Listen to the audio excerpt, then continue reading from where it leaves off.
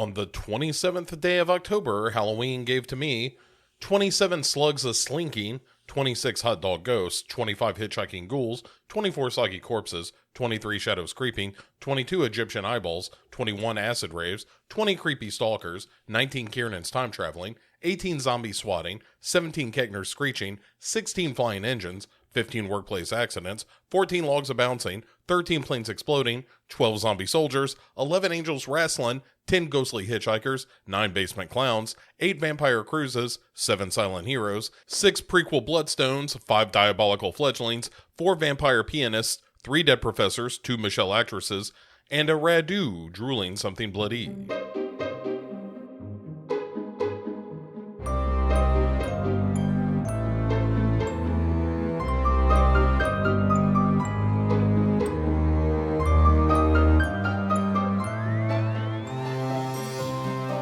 Boy, that thing keeps getting longer every day, huh? Hey, welcome back.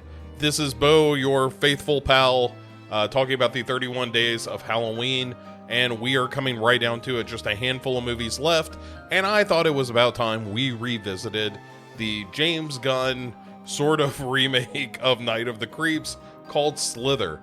And what really blew me away about Slither on rewatching it this time, other than the fact that the movie itself is almost 20 years old now, is that as much as I always kind of mentally joked to myself about how this movie is kind of a riff on Night of the Creeps, oh my goodness, is this a riff on Night of the Creeps? Which I think is the superior movie. Night of the Creeps I still think is better. And this it's not one-to-one. It's not a remake or anything like that. But clearly James Gunn at some point saw Night of the Creeps and thought, hey, what if we did something like that with a little bit bigger budget and a good cast and slightly different trappings and you know, without Tom Atkins, which is a mistake as far as I'm concerned. If you're making a movie and you have an option to put Tom Atkins in it, why on earth wouldn't you put Tom Atkins in it? Anyway, it's a good version of that. You know, and I don't think it's such a loving movie and it's such a fun movie that it's hard to hold anything against it for just being unoriginal, because it also has, you know, something to do with the Blob and a little bit of Invasion of the Body Snatchers. And so it's a couple of movies, but anytime you see slugs that look like these slugs from Night of the Creeps going into people's mouths and taking over their brains, kind of tough not to immediately think about Night of the Creeps. It's just, you can't. But all that aside, let's talk about the movie itself. The movie, of course, is the story of Michael Rooker, who is a small town kind of bigwig, a little bit of a jerk, named Grant. And he is married to Elizabeth Banks, who obviously beautiful woman, good for him. Also incredible director, as we have discovered with some of her work. And well, maybe incredible is overstating it, but you know, she's done good movies, and Cocaine Bear in particular I think is really, really fun. And I even think Pitch Perfect 2 is pretty good. So yeah, a good director in her own right, and just one of those like classic Hollywood beauties in a lot of ways. Like, she would be perfectly at home in a movie from the 40s. I don't know if she's ever done noir, but boy, she sure should. At any rate, they're a married couple, although the marriage seems to be heading in the wrong direction a bit. And then you've got Nathan Fillion, a favorite actor of mine, who is playing Bill Party. And Bill is the local law enforcement, certainly is, you know, pining for Starla, as played by Elizabeth Banks. And so there's kind of a loose love triangle. It's not really a focus of the story, other than she got married to Bill Party, and she grew up poor, and he was always rich. And so there's some suggestion that maybe she did it because he could give her a life that she would not otherwise be able to have. And Nathan Fillion once she hooked up with Michael Rooker's character, just, backed away and never really fought for her or anything. And all that's fine, right? And into this mix comes a meteor from outer space.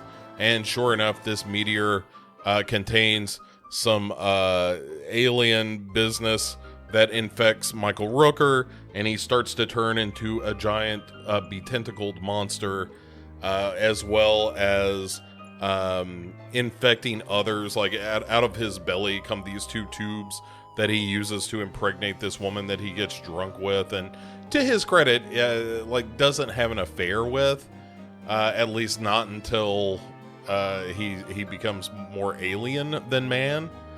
And she ends up becoming impregnated and enormous, and finally explodes into these slugs that run around the town and infect people by crawling into their mouths. And when they do, they link you to the host, right? And Michael Rooker is sort of the queen of this hive of alien monsters.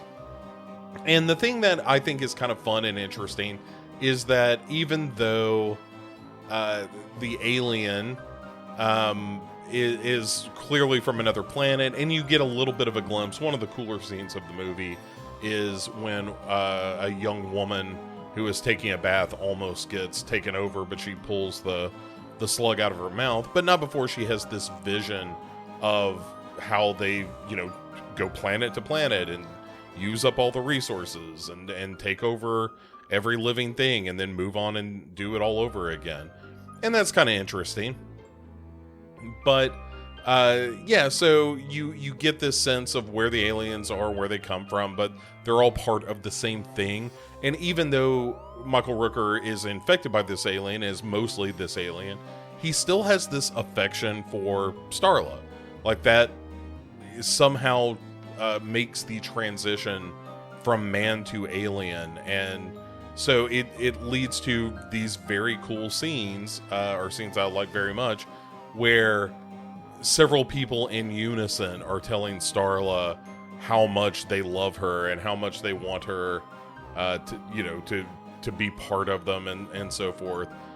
And and so that's your basic sci-fi horror kind of setup, and all of that works pretty well. James Gunn at this point wasn't the Guardians of the Galaxy James Gunn yet. He wasn't being handed $1 billion to make a movie or anything. This was still even pre-Super even. This wasn't all that far, quite frankly, from the days of the Trauma stuff, or him writing Dawn of the Dead, the remake of that. And all of that leads to him, taking some chances and being a little bit silly. And, big ups for Greg Henry in this movie as Jack McReady, the local mayor, who's just kind of an asshole, including 2 children, which is pretty great. And yeah, so it's very silly. It's gooey and gory and slimy and all of the things that you want a movie like this to be. There are some pretty good laughs in it to this day. The biggest complaints that I have with this movie at this point, as someone who's seen it several times and kind of went back to revisit it with more modern eyes, is that some of the CGI is not always great, but as was the time, right? Like, this is still 2006, and sometimes it works, sometimes it don't.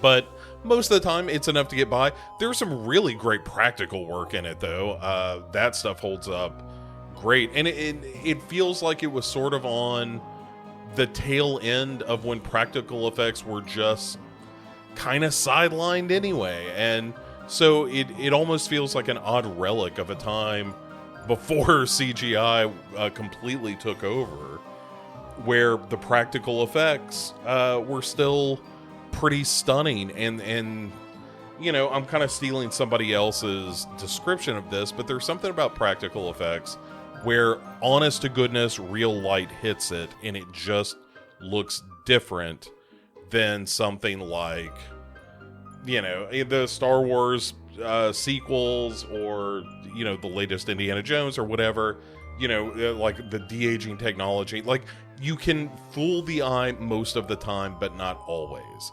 And it's the not always part that kind of ruins the effect overall. And this movie, for all its faults, when you see, you know, Grant tooling around in this giant rubber suit, this giant alien suit, then that stuff still holds up pretty well, because it doesn't have to do the job of fooling the eye. You know, it's a real thing that's really there, and that's all you need. And so I kind of miss this kind of movie, this sort of mid-tier creature feature that you just don't really see anymore. You see a lot of super cheap ones, and you see blockbuster ones, but it's rare that you have that kind of mid-budget. Maybe Last Voyage of the Demeter is a little bit of that. The Boogeyman maybe is a little bit of that, but that was a movie we talked about being, you know, really mediocre, all things being equal. Or not even mediocre, it's just good. It's a totally good movie, but it's just not enough to be exceptional in any particular way. Other than the creature design, which isn't terrible.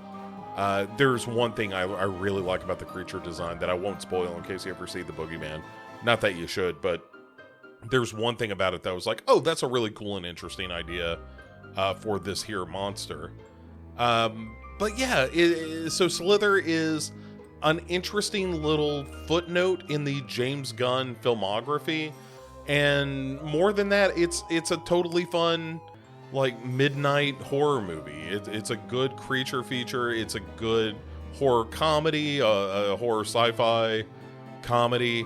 I like the fact that at the end of the movie, the whole town is basically wiped out, and they're just kind of strolling down the road to figure out what the fuck they're gonna do next. And, you know, it's really fun. I really, really like this movie. I don't it's funny because I don't hold it in such high regard that I'm like, this movie is sacred, there is something untouchable about the quality of this film. It's just fun. It's just a good time. And sometimes that's all you need, you know? Sometimes you just want to throw on a movie that's going to be entertaining. The movie doesn't fuck around and tease out the whole alien stuff. Like, it gets there pretty quick, and then you're off to the races, and then you're having a good time with it. And, you know, Nathan Fillion is plenty charming. Greg Henry is a real dick, and that's real fun. It just works. The movie just works, and there's something about that is satisfying in a way that can almost feel superficial.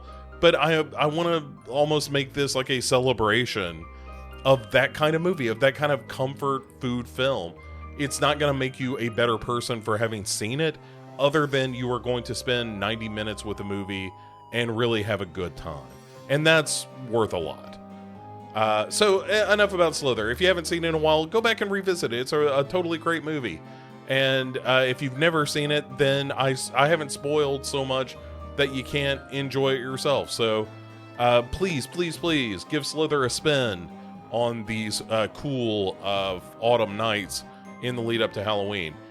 So hey, we got 4 more movies to go. I hope that you are going to have as good a time with them as I did. I'm excited to talk about these movies.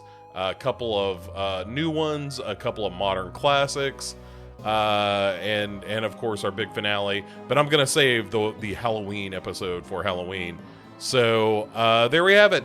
I hope you're having a wonderful October out there. I hope you're having a great spooky season. And please, if you would, come back tomorrow for another of the 31 days of Halloween.